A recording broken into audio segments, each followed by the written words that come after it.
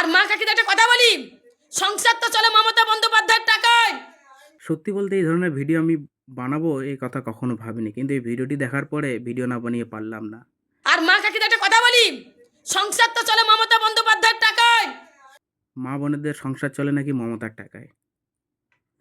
আচ্ছা, আপনার কাছে আমার একটা প্রশ্ন, মমতা যখন টাকা দেয়নি তখন কি মা বোনেদের সংসার চলেনি?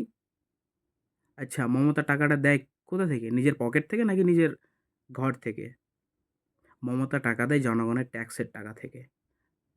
তাই এই টাকায় প্রত্যেকটা জনগণের সমান অধিকার আছে।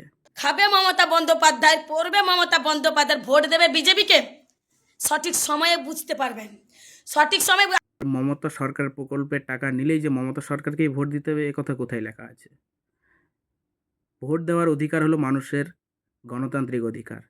মানুষ যাকে যেখানে যেভাবে ইচ্ছা ভোট দিবে, তাতে আপনি বলার কে?